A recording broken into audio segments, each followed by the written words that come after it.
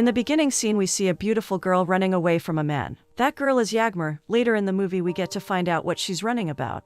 And trust me, it's scary. This beautiful love story is presented through a book. A young girl has just been delivered the book. The author is her soon-to-be husband. She is the first one to receive it and gets straight to reading, as she tells her husband that she will call him when she finishes. It moves on to another scene where we see an anxious man on a plane. He's having some chest pains, but is distracted by a girl talking to a stewardess. She is in panic as she is given a seat next to a window, which she's afraid of. The stewardess seats her next to the man until they find her a new seat. As the ride continues, they experience some turbulence. Yagmur, being afraid, grabs onto the man's arm. She digs her nail so deep into the man's skin that it leaves scars. The turbulence is over and Yagmur relaxes. When Yagmur realizes that she had dug her nails into the man's skin, she starts apologizing and even puts a cute little band-aid on the bruise. The man smiles and says nothing. The stewardess comes to Yagmur and lets her know that a new seat has been found. Yagmur leaves, but stays in the man's mind. We find out that the mysterious man's name is Hazmat. He goes to a house and has a chat with his brother. We find out that they are going to stay there for a while because they are in danger. They are also hiding from the police. By now you would think that they are criminals, but trust me, the truth will shock you. Yagmur is staying with her friend that is a musician.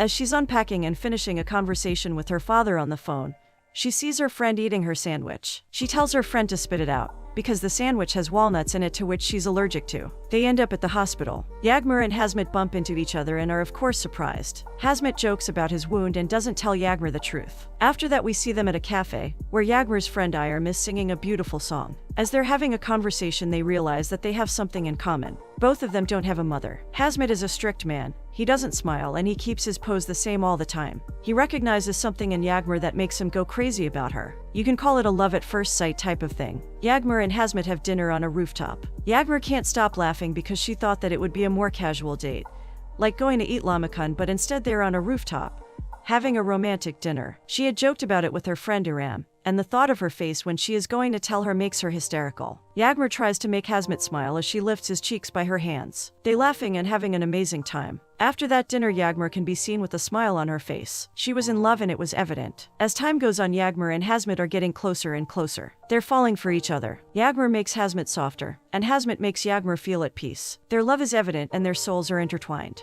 Yagmur explains her relationship with Hazmat as heaven or hell because it's always extreme with him. One night as they're cuddling Hazmat feels a sharp pain in his chest. Yagmur is clueless about it but tries to help. She heals his wounds as she touches them. We see a flashback, a bloody one. Hazmat is having something pulled out from his chest, which makes us believe that Hazmat was shot. He goes to have a run and Yagmur runs after him. They hug and all their pain goes away. Yagmur had become the cure to all Hazmat's wounds. A scene from the girl reading the book is shown. She is melting by the romance of the couple. Yagmur was helping Hazmat become himself again. Their love was blooming. She loved him and he loved her. Yagmur wants Hazmat to meet her father, but she has to meet his mother first. The scene cuts to the boys playing basketball and Yagmur sitting on a bench. Yagmur starts throwing up and that catches Hazmat's attention. As he's making sure she's alright, a car catches his eye. He realizes that he is being followed. Hazmat's brother is talking on the phone with his mom. Here we find out that someone named Hamza is coming to have a chat with Hazmat. Yagmur has been throwing up because she's pregnant. She reveals that to her friend. As she's talking to her, Hazmat's brother Tariq overhears the conversation.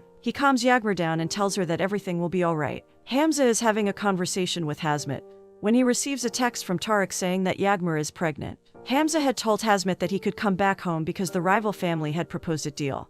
But he later realizes that Yagmur is the problem to a forever wanted peace between the families. Hamza has a call with the mother who tells him to get rid of her. It is the couple's anniversary. They go to the same place they went last year, on the rooftop. Yagmur gifts Hazmat a watch and he proposes to her. He tells her that when they go back he will have to deal with some business alone at first, but they would be together after some time. Yagmur accepts and she tells him that a surprise will be waiting for him when he comes back. They're both excited and happy. The ring is beautiful and it really suits Yagmur. When Hazmat goes back to his home, he finds out that he has to marry the rival family's daughter in order to stop the blood feud between them. Yagmur goes back to being a hairdresser. One day, she sees Tariq in the store. He invites her to come with him as he has a surprise for her. He takes her to an old beat-up place and that's when she meets Hamza. He tells her the whole plan and makes her have an abortion. He had arranged a doctor who was going to perform the surgery on her. Luckily, she escapes. The scene from the beginning is clear now as Yagmur is running for her life. She gets hit by a car and that's what saves her from having her baby killed. Tariq tells Hamza that the baby is gone, but that is a complete lie. He tells Yagmur to flee because she's in danger, and if she doesn't they'll have Hazmat killed. The two rivalry families sit down for a deal. The request is made and whoever doesn't agree with it should leave. Hazmat stands up to leave and of course all the guns are pointed at him. He makes it clear and says that they should wait for his response. He goes back to get Yagmur, but finds out that Hamza had told her to leave through his brother. He tries to find her and arrives at Aram's place. When Aram sees that Hazmat's at the door, she and her boyfriend lock Yagmur in a room and take the key. They answer the door and all Hamza wants is to see her. He tries to get through Aram and her boyfriend but he isn't able to. As if what was happening to him wasn't bad enough, his gun falls out of his pocket and as he's going to reach it a police car pulls up on him. He is arrested and later deported from the country, but at least Yagmur's safe. She goes back home and is greeted by her father. She's home and she's safe. Hazmat marries his arranged bride Nupalda but doesn't feel anything towards her. Yagmur keeps thinking about the baby and even goes to have an abortion, but she isn't able to go through the process as she can't murder her own child. She reveals to her father that she's pregnant and he doesn't take it well. He doesn't want to speak to her and even tells her that she doesn't have a father anymore. If she wants to raise that kid, she could raise it somewhere else. Yagmur's devastated but doesn't want to give up yet. She will earn her father's approval with time. Time flies but all Yagmur and Hazmat can think about is each other. Yagmur's belly has grown by now and she is expecting to give birth anytime soon. Her father still can't accept the fact that Yagmur's pregnant. He goes to his late wife's grave and asks her for advice. Yagmur tells him that he should accept her as she's carrying his grandchild. Yagmur's water breaks and she has to deliver the baby immediately. The baby is delivered by her father, right there in the graveyard. On the other side we learn that Nupalda wants to have a child with Hazmat too. They have been trying but it seems that Nupalda has a fertility problem. The married couple gets ready for a meeting that, let's just say, doesn't go quite as smooth. Nupalda tries to interfere with Hazmat's business and Hazmat doesn't take it well. As they're fighting, Hazmat receives a text from his trusted man that he has found Yagmur. Even though his life isn't well, he's happy that he finally found where Yagmur is. He goes to her house but is heartbroken when Yagmur tells him that she's married. Both Yagmur and Hazmat are devastated and want nothing else but to be with each other, which unfortunately isn't possible. Nupalda finds out about Yagmur and is very jealous. She ends up breaking the watch that Yagmur had given Hazmat because she knew that it was from her. Their lives continue and even though they're both devastated, they try to move on. Who would have thought that one day Yagmur and Hazmat would have run into each other in an elevator? I think no one. Hazmat realizes that the surprise Yagmur had talked to him about was her pregnancy, as he sees her child Kemal in the elevator. He makes his presence known as he stops opposite of Yagmur's table. She thinks she's hallucinating and goes to freshen up in the bathroom but is stopped by Hazmat. He begs her to wait for him in her room and tells her that he's not losing her again. Yagmur makes up an excuse and she goes to her room. They're finally alone. Their love never faded. Yagmur tells Hazmat that Kemal is his son and that she hid Kemal because Tariq and Hamza had tried to make her get rid of it. Kemal walks into the room. Tears fill up Hazmat's eyes as he sees his son for the first time. He talks to him and finishes the conversation with a hug. Hazmat's heart is full and he cannot lose them ever again. They come up with a plan. They will go far and somewhere safe until Hazmat sorts out the situation. Hazmat calls Hamza and tells him to come to the hotel. Hamza arrives but sees Yagmur and the little boy and realizes that Tariq had lied to him after all. He comes back and plans to run away with his mistress. He packs his bags and grabs all the money from the safe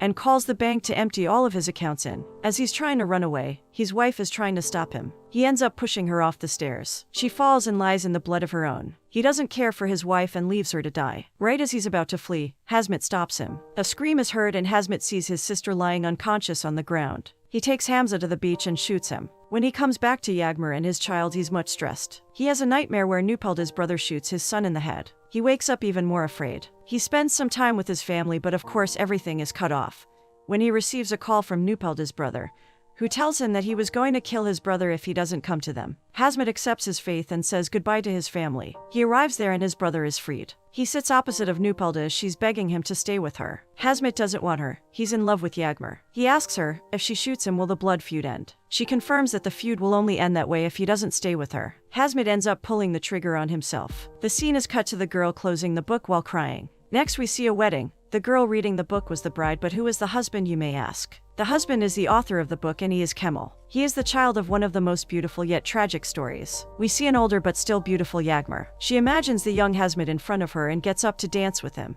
The movie ends with Hazmat and Yagmur dancing as their young selves, proving that true love never ends.